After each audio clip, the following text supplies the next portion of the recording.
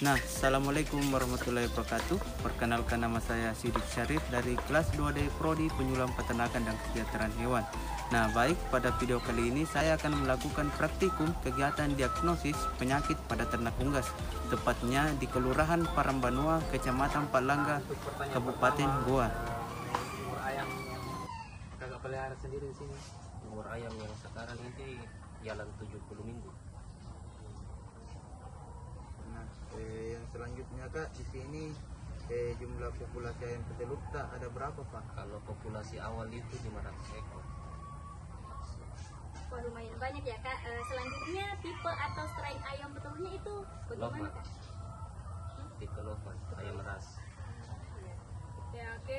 Pertanyaan selanjutnya, produksi ayam petelur per hari bisa berapa kakak dapatkan setiap harinya? Kalau untuk sekarang ini dia masuk 88 sampai 92% dari total populasi. Jadi kalau seumpamanya dihitung itu butirnya itu sekitar 420 butir ke atas Per hari. per hari. Nah, selanjutnya itu Kak, berat badan atau bobot badan rata-rata ayam petelurnya berapa? Sebenarnya saya tidak pernah timbang kalau umpamanya tentang berat badannya, tapi rata-rata itu sekitar 1200 gram sampai 1500 gram. Dan untuk pertanyaan selanjutnya Kak, jenis pakan atau mereka pakan apa yang diberikan? Jadi pakan kan itu kalau untuk ayam petelur itu ada tiga komposisi kan. Yang pertama itu konsentrat, yang kedua jagung, dan yang ketiga dedak yang nanti akan dicampur. Kalau untuk konsentrat itu kan kita dapat dari pabrikan. Nah, pabrikan yang kita pakai itu dari Java. Untuk mereknya lagi, mereknya Java, terus namanya itu Kal 9. Soalnya kan beda-beda nama-nama pakannya, jenis pakannya. Nah, selanjutnya Kak, apakah ada mortalitas atau kematian ayam selama ayam masuk? Mortalitas, Berapa jumlah ayam yang telah mati? mortalitas ada. Dari waktu awal populasi itu kan ada 500, sekarang sisa 484. Berarti ada sekitar 16 ekor yang sudah mati. Nah, penyebabnya itu biasa karena kebetulan kita pakai bukan yang besi, tapi kita pakai yang bambu. Jadi rata-rata yang mati itu biasanya bukan gara-gara penyakit, tapi gara-gara Karena terjepit. Kebanyakan terjepit. Kalau yang sakit cuma beberapa saja yang sakit itu. Nah, terkait tadi yang dikatakan mortalitas nih Kak. Nah, apa juga itu yang termasuk morbiditas dan ayam yang sakit selama masuk Kak? Kemudian apakah menular ke ayam-ayam lainnya Kak? Nah, kalau untuk mortalitas kan saya bilang mayoritas itu gara-gara terjepit. Kalaupun mengenai masalah penyakit dari awal masuk itu di umur 12 minggu tidak ada.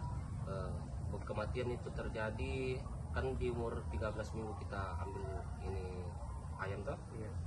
Pada saat dia berproduksi baru ada yang mati, itu sekitar umur 19 minggu baru ada yang mati. Oh ya, jadi ini penyakitnya tidak ada menular ke ternak yang lain. Kita upayakan supaya tidak menular karena tiap hari kita kontrol. Kalau umpamanya ada yang sakit kita langsung pisahkan. Nah, kan kita bilang tadi beberapa ternak itu yang mati karena terjepit. Nah, apakah dari salah satunya itu tidak ada gejala-gejala dari ayamnya? Maksudnya satupun ayam tidak ada yang terkena gejala-gejala penyakit? Yang saya bilang kalau rata-rata kan yang mati gara-gara terjepit itu langsung saja mati. Nah, dilihat dari kakinya biasa ada yang patah. Terus kalau yang lainnya itu yang sakit memang ada gejala. Biasanya yang pernah terjadi itu yang darah kapur. Darah kapur itu gejalanya ayam kurang nafsu makan. Yang kedua loyo. Yang ketiga mata sering tertutup sayu. Terus tainya itu dia berwarna encer putihan. Nah, kalau umpamanya ada tanda-tanda seperti itu kita sudah pisah. Tidak menular. Nah, pertanyaan selanjutnya, adakah pengobatan yang telah diberikan? Jika ada, obat apa? Ada pengobatan. Jadi kalau umpamanya terdapat ada ayam yang sakit, kita segera berikan antibiotik. Nah, antibiotiknya itu kebetulan kan yang biasa terjadi itu yang berak kapur. Nah, kita biasa kasih kapur, kita kasih ke ayam yang sakit. Nah, untuk pencegahan yang ada di kandang itu kita kasih yang warna hijau itu, kolerifin apa kah? Apa namanya itu? Masa kalian lebih paham? Saya sarjana perikanan. Masa kalian yang sarjana pertanian tidak tahu? Obat apa itu? Masih belajar, Mat. Obat apa itu namanya?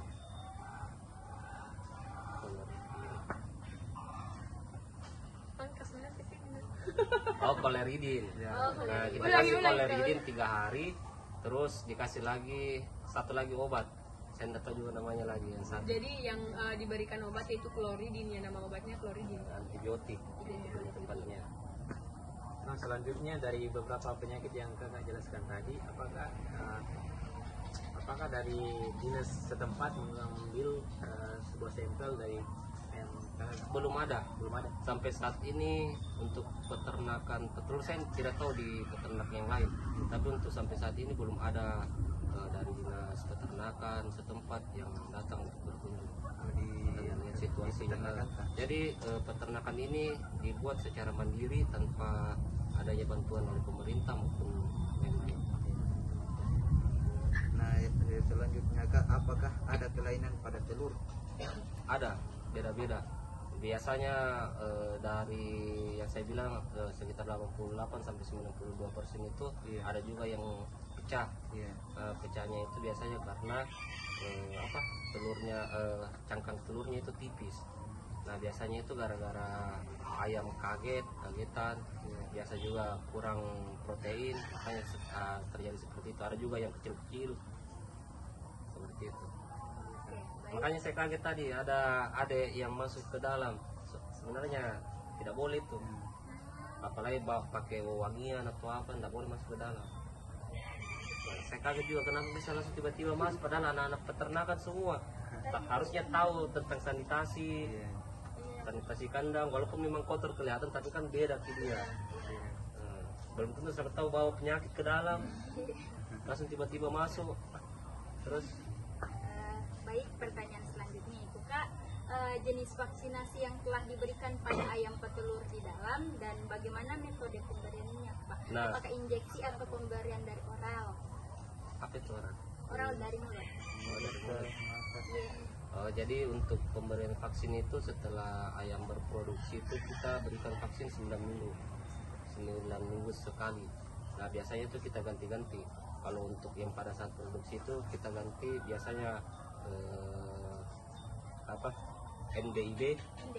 NDIB, biasanya juga AI. Nah, itu diganti tiap per 9 minggu. Jadi kalau Untuk metodenya itu metode suntik. metode suntik itu. Jadi tidak pernah dilakukan di secara oral kalau mulut atau mata tetes gitu. Tidak. Kalau untuk vaksin, kalau untuk obat itu kita pakai secara oral. Mungkin hanya itu beberapa pertanyaan dari kami Pak. Lebih dan kurangnya mohon dimaafkan dan terima kasih banyak atas informasi yang telah diberikan kepada kami dan juga waktu yang Bapak luangkan. Nah, itulah tadi hasil wawancara saya.